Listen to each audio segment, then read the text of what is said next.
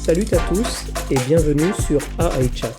Aujourd'hui, on décortique une interview fascinante avec Sundar Pichai, le grand patron de Google, qui nous donne sa vision du paysage technologique en pleine mutation, avec l'IA au centre de tout. Il aborde les défis, les opportunités et l'avenir. Accrochez-vous, c'est parti. Merci beaucoup d'être ici. Nous avons parlé l'année dernière, il y a 1 an, sur le circuit. C'est vraiment agréable de se retrouver. Content de te revoir. Pour commencer par la question la plus importante, es-tu venu en Waymo? J'aurais adoré. Nous travaillons encore à nous assurer qu'ils sont sûrs et qu'ils peuvent circuler sur les autoroutes.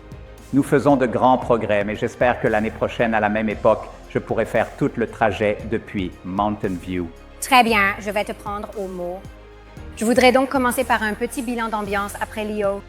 J'ai l'impression qu'on a vu un Google un peu plus confiant et cohérent. Comment le décrirais-tu? Est-ce que tu deviens meilleur pour choisir ta propre musique de danse? Écoute, je pense que lorsqu'on entreprend un ensemble de choses, tu sais, ça prend du temps. Mais tu sais, en interne, nous savions que tout cela était en cours.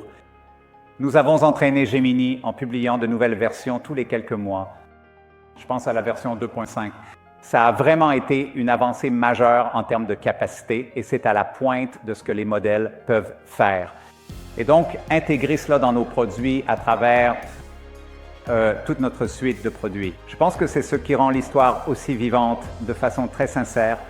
Sundar Pichai décrit Google comme plus cohérent et confiant grâce à l'intelligence artificielle. Les progrès avec le modèle Gemini, notamment la version 2.5, sont significatifs. L'intégration de Gemini dans tous les produits Google renforce cette cohérence, rendant l'histoire de Google vivante et dynamique. J'utilise de plus en plus les chatbots et de moins en moins Google.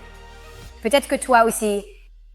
Quel est le destin de la recherche dans un monde d'agents IA et de réponses personnalisées?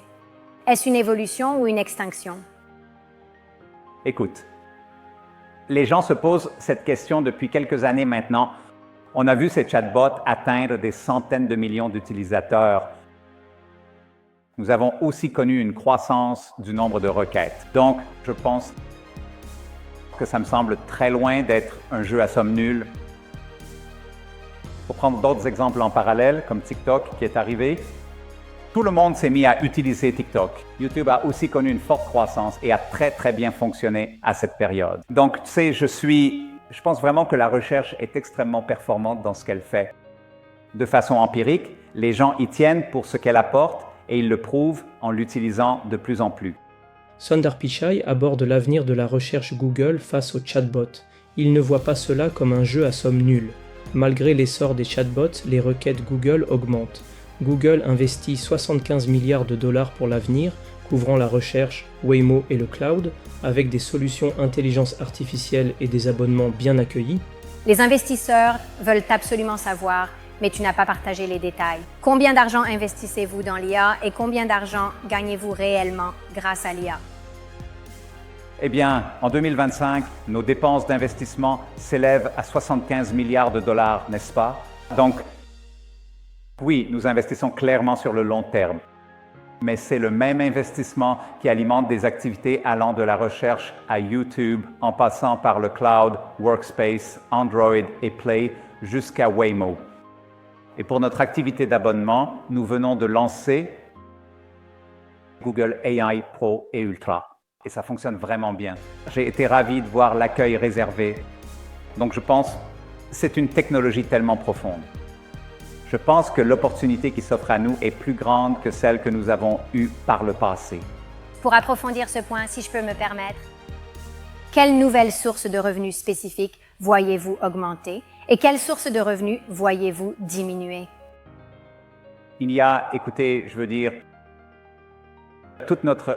la croissance du cloud comme Vertex AI a été multipliée par 40 en termes d'utilisation basée sur les jetons, rien que sur les 12 derniers mois.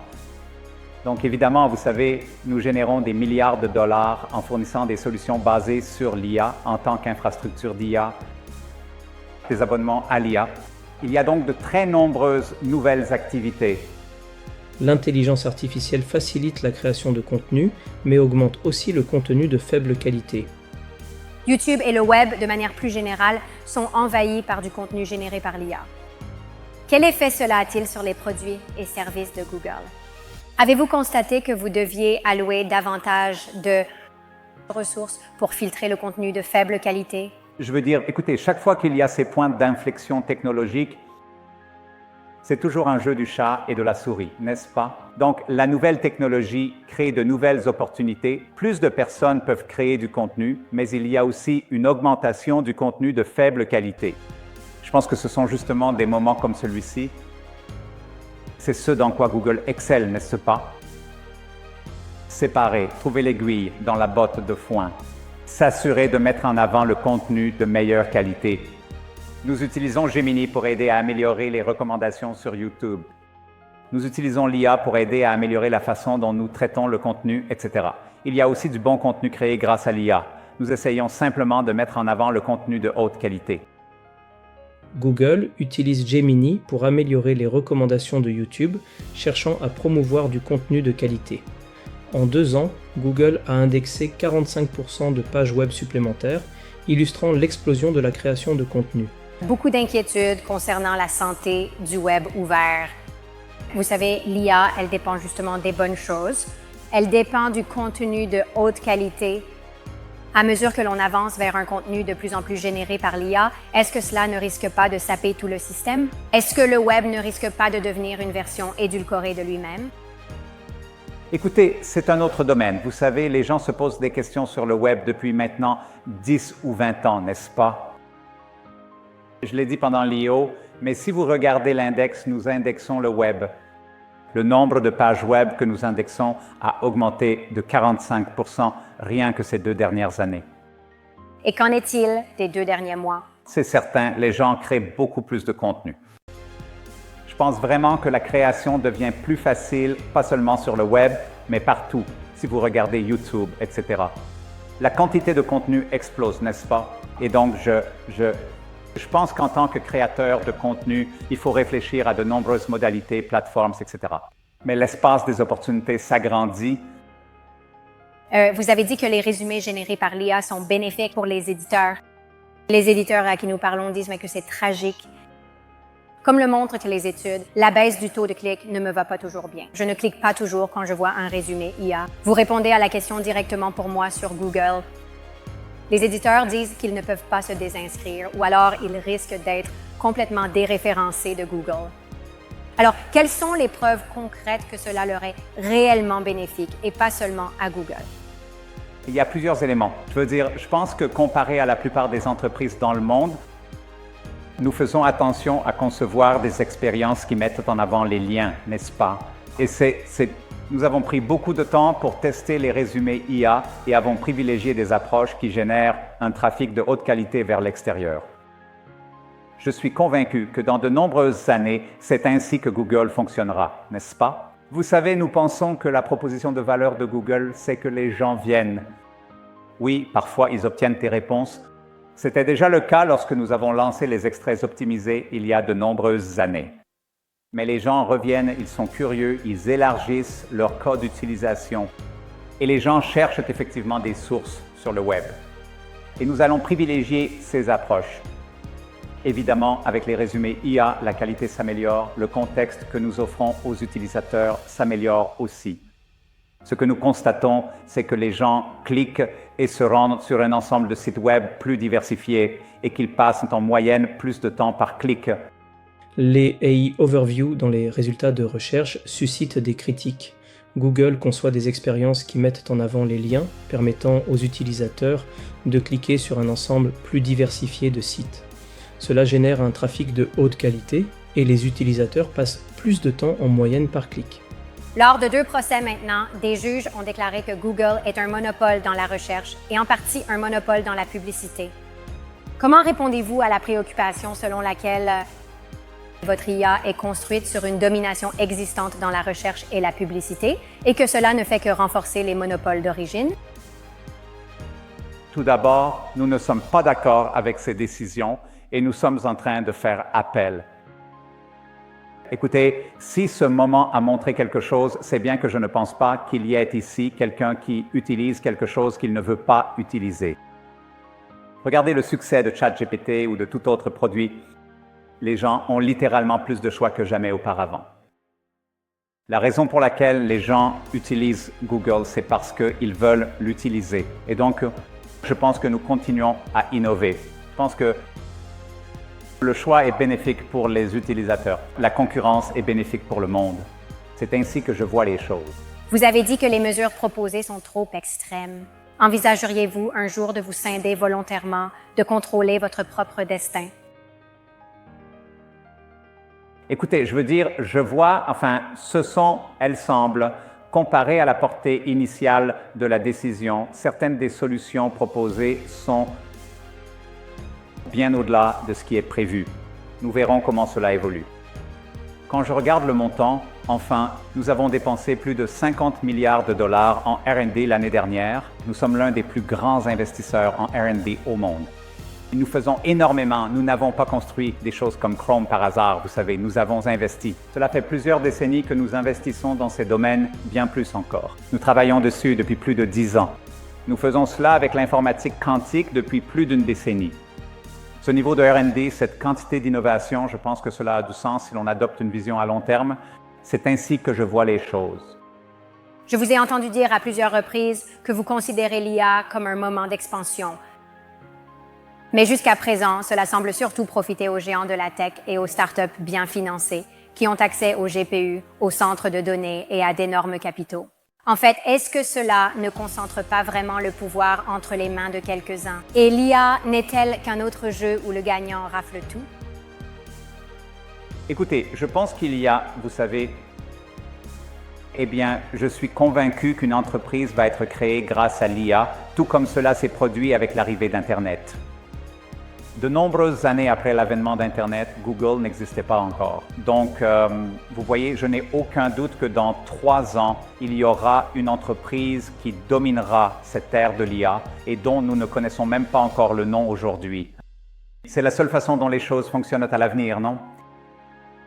Vous avez toutes ces informations sur nous et je veux dire, vous connaissez nos secrets les plus profonds et les plus sombres.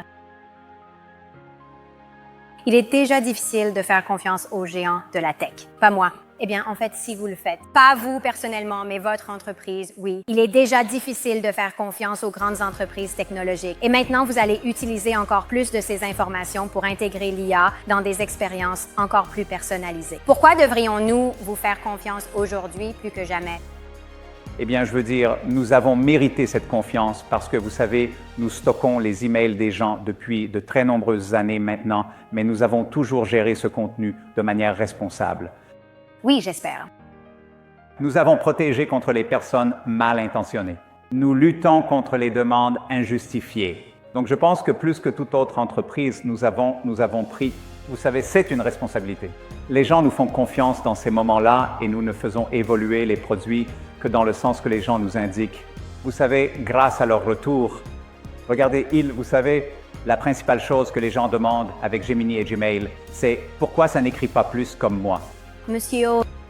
C'est une demande à laquelle nous répondons. Google déploie Gemini pour les enfants. Je veux dire, j'ai déjà assez à gérer en tant que parent avec le temps d'écran et les réseaux sociaux. Est-ce que les meilleurs amis de nos enfants vont devenir des chatbots? Écoutez, il y aura toujours une certaine gêne face à une nouvelle technologie. Je ne sais pas, par exemple, quand les sites de rencontres en ligne sont apparus, les gens demandaient « Est-ce que tu vas vraiment rencontrer quelqu'un en ligne ?» Les gens s'adaptent à ces choses-là. Est-ce que les gens vont interagir de façon naturelle et confortable avec l'IA dans leur vie à l'avenir? Oui.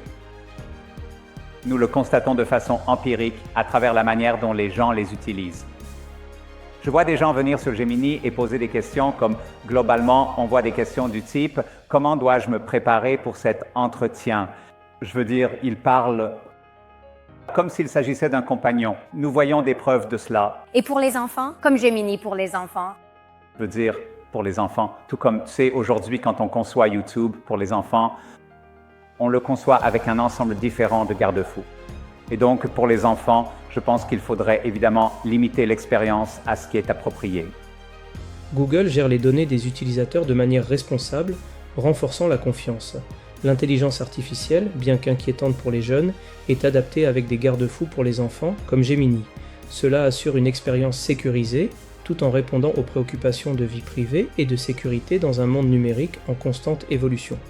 Vous venez tout juste de dévoiler VO3 dont nous parlions. Je veux dire, c'est époustouflant de voir ces vidéos ultra réalistes, mais c'est aussi vraiment effrayant. Est-ce la fin de la vérité telle que nous la connaissons? Je pense que cela fait partie du rôle. Quand tu as posé la question, je pense que cela fait partie de la proposition de valeur. C'est pour cela que les gens viendront sur des plateformes comme Google parce qu'ils essaient de déterminer ce qui est réel, n'est-ce pas? Et ceci ne l'est pas. Et je pense vraiment que, nous allons développer de nouvelles normes. Par exemple, avec Veo, nous apposons des filigranes sur les vidéos. Elles sont créées avec Santidé afin que les gens puissent détecter qu'elles ont été générées avec Veo. Vous pouvez télécharger n'importe quelle vidéo sur Google et poser des questions à ce sujet, n'importe quelle image sur Google, demander des informations sur cette image et il vous dira si elle a été générée par VO3. Nous avons créé un détecteur Scintid pour les chercheurs et les journalistes. Donc vous savez, toutes ces choses vont évoluer en parallèle. À terme, il nous faudra peut-être des réglementations pour définir ce qui constitue un véritable deepfake. Tout comme pour la fraude financière, il faudrait de nouvelles normes autour de ce genre de choses. Donc, vous savez, nous devons évoluer à mesure que de nouvelles technologies apparaissent. Les outils, comme V3 créant des vidéos hyper réalistes, posent des défis. Google aide à affirmer la réalité avec des filigranes et des outils de détection. De nouvelles normes pourraient être nécessaires pour les deepfakes, comparables à la fraude financière. Google croit que la société continuera de valoriser un sens partagé de la réalité. Je me demande simplement, est-ce qu'on va retrouver un sens partagé de la réalité? Comme c'est juste, ceci a été créé avec l'IA. C'est fou, je le pense aussi. Vous savez, je pense que les humains, en tant qu'humanité, nous accorderons de la valeur à ce sens partagé de la réalité. Et donc, vous savez, on accordera encore plus de valeur aux expériences humaines à l'avenir.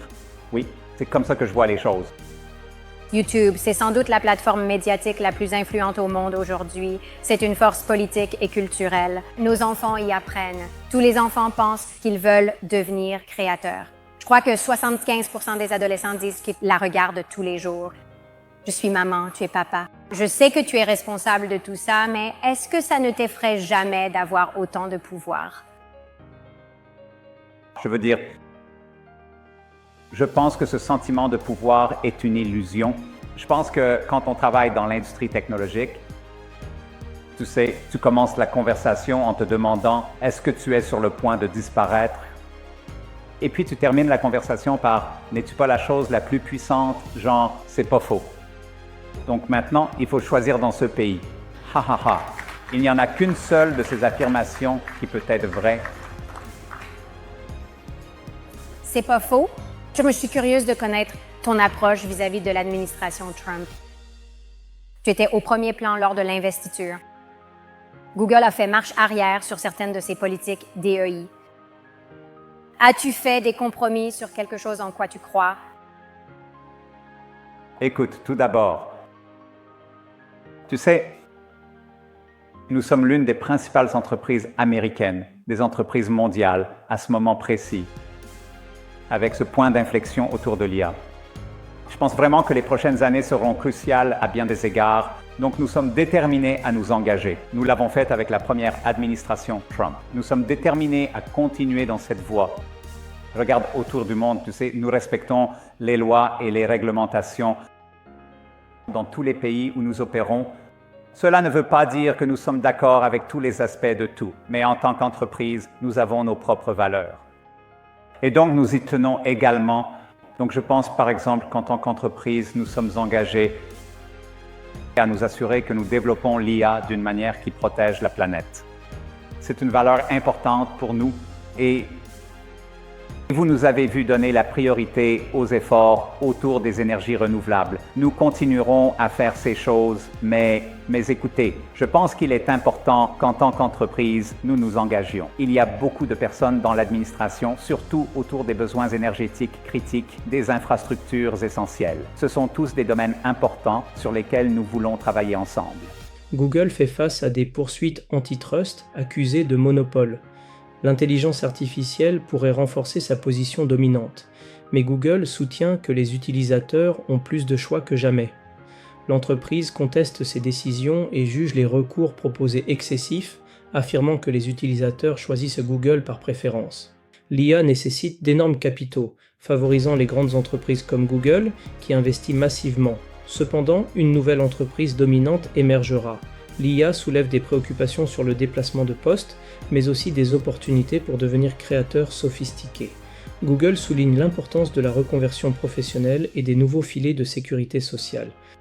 Lorsque vous étiez en tournée l'année dernière, nous avons parlé des critiques. Vous savez, selon lesquelles Google et vous, personnellement, avez été trop tardifs dans le domaine de l'IA, trop tardifs pour amener l'IA sur le marché.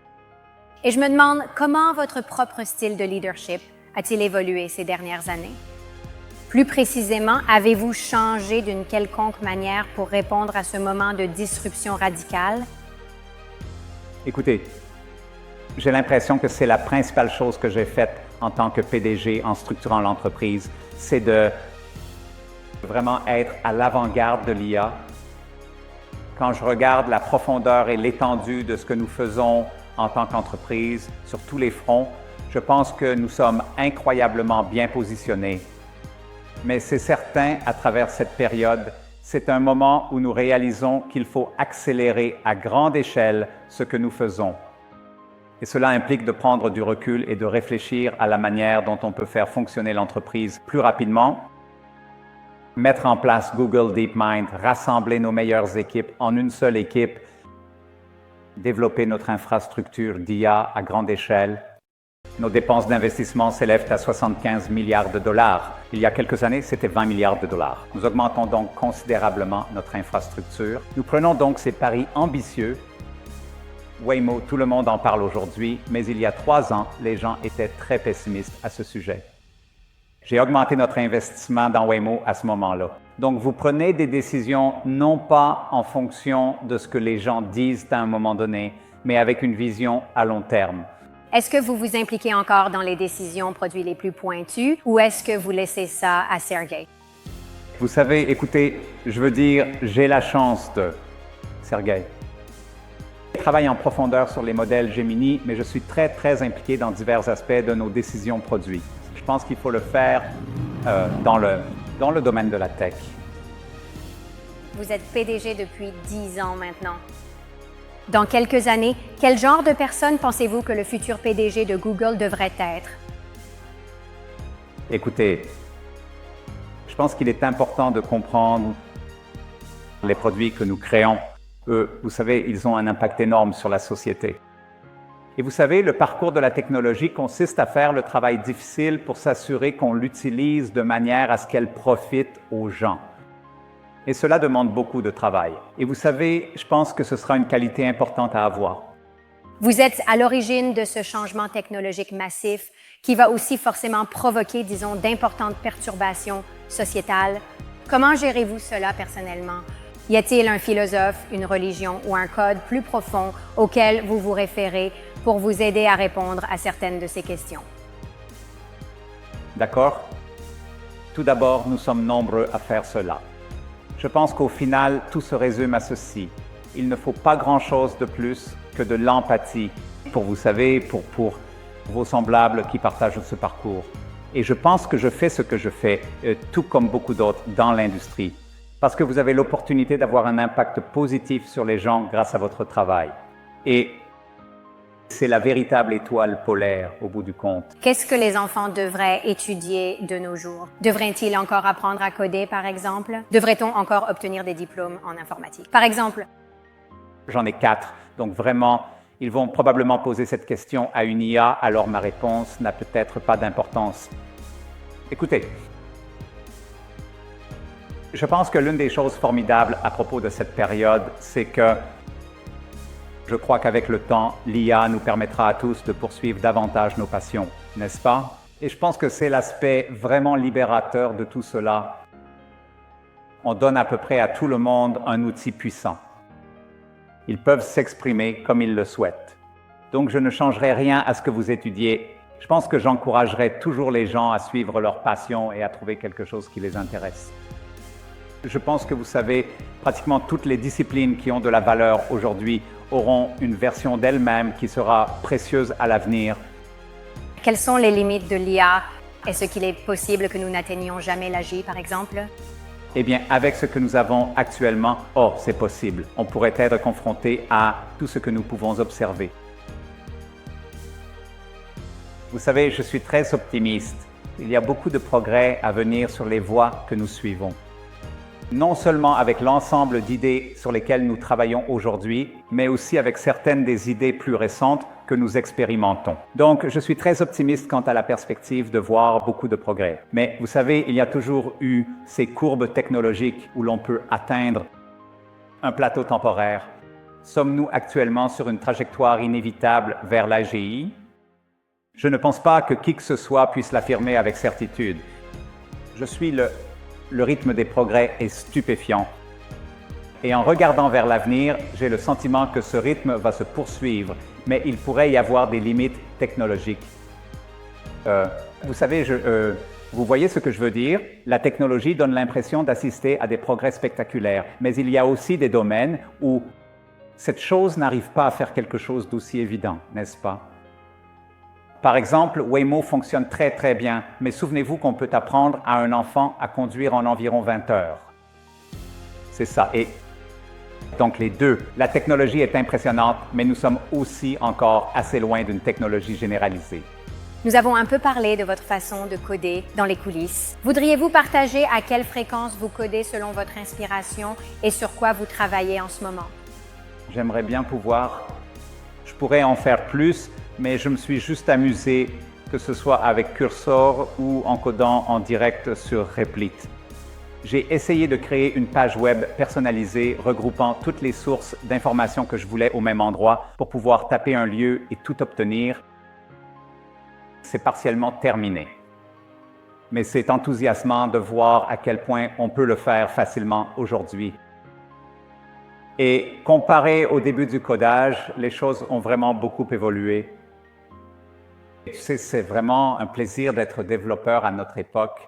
Même après tout ça, tu penses qu'on a besoin de tous ces ingénieurs logiciels, t'es sûr? Je pense que oui. Dernière question.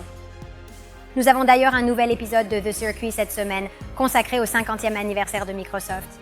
Google a 27 ans. À quoi ressemblera Google à 50 ans?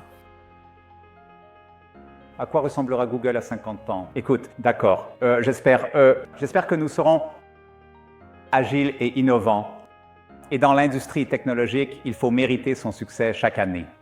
Donc pour moi, il s'agit surtout de construire une culture profondément innovante qui adopte une vision à long terme, qui fait un travail technologique de fond et qui transforme cela en produits ayant un impact sur des milliards de personnes.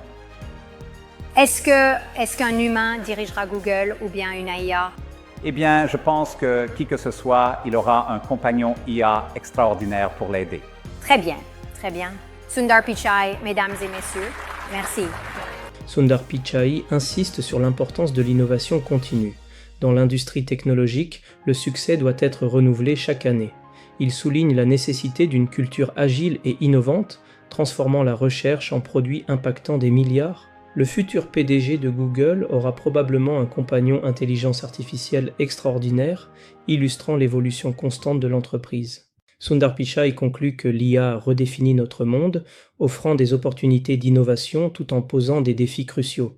Il invite chacun à partager ses réflexions sur ces enjeux dans les commentaires, soulignant l'importance d'un dialogue ouvert pour naviguer dans ce paysage technologique en constante évolution.